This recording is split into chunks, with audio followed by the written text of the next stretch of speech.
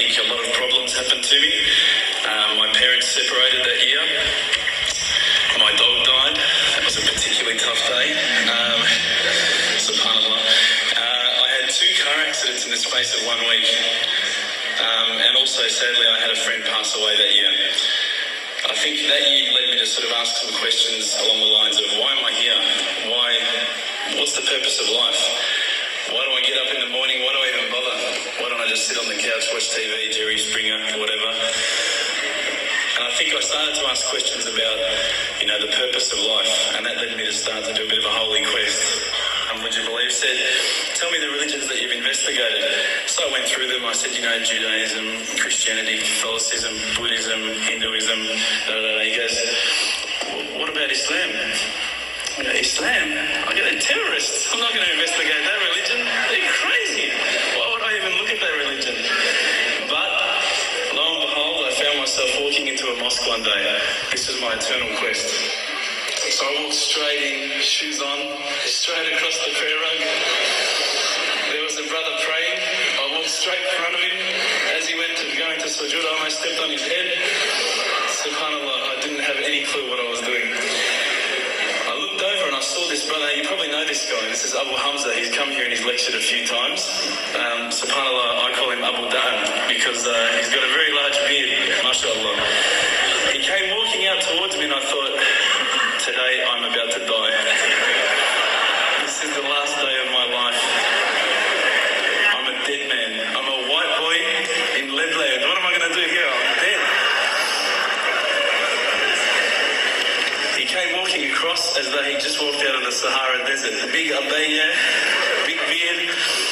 But subhanAllah, the first words he said were, "G'day mate, how you going?" If only he had the can of VB, it would have been perfect.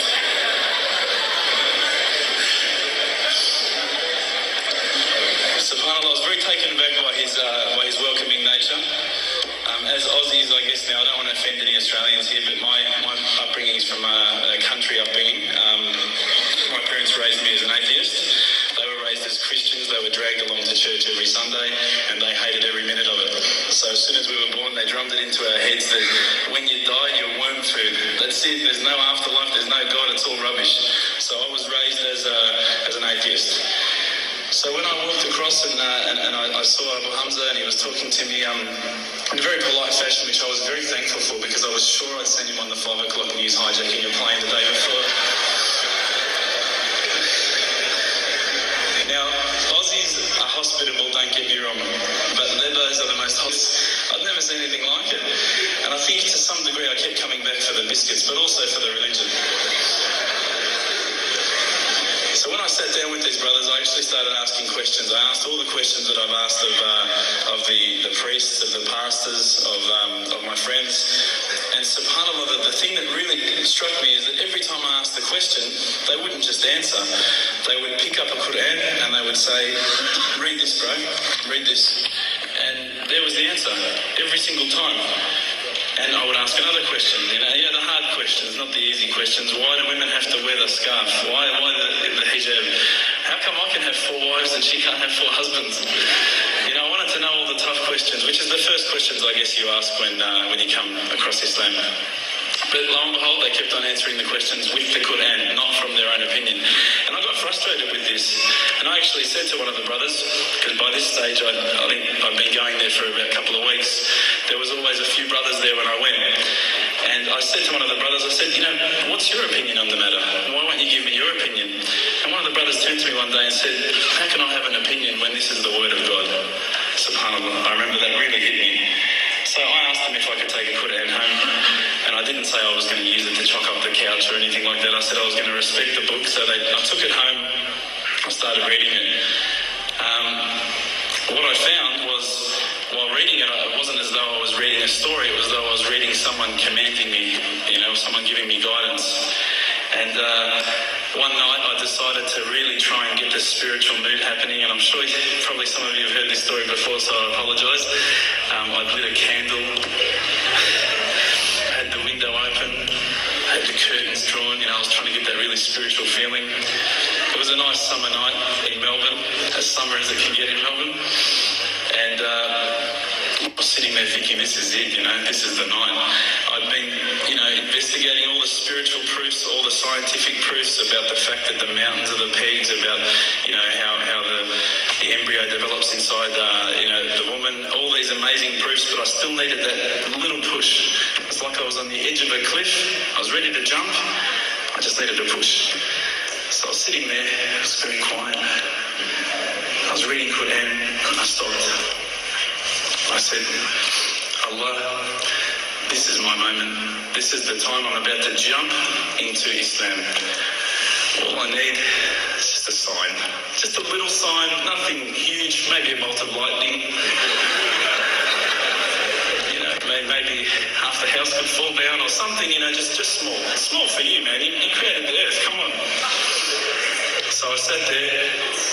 I was waiting for the candle to start lighting up to 4 meters high like in the movies. And I go, okay, go. And subhanAllah, nothing. Absolutely nothing happened. I was really disappointed, to be honest. So I sat there and I said, Allah, this is your chance. I'm here. I'm not going nowhere. So I said, okay, go. And subhanAllah, absolutely nothing happened. And I mean, I couldn't have even said, oh, that was it. That creak just then in the wall, that was it. Absolutely nothing happened.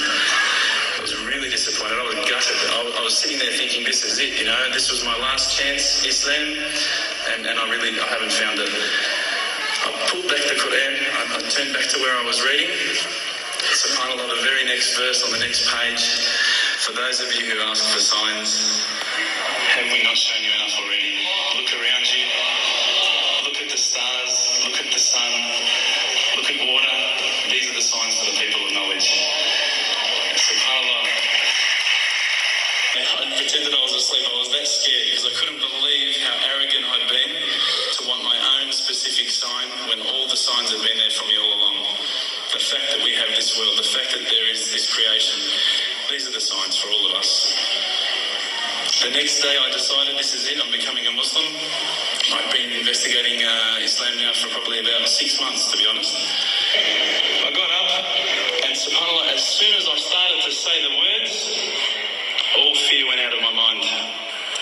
It felt as though a shower was inside my head and someone had just turned on the cold tap.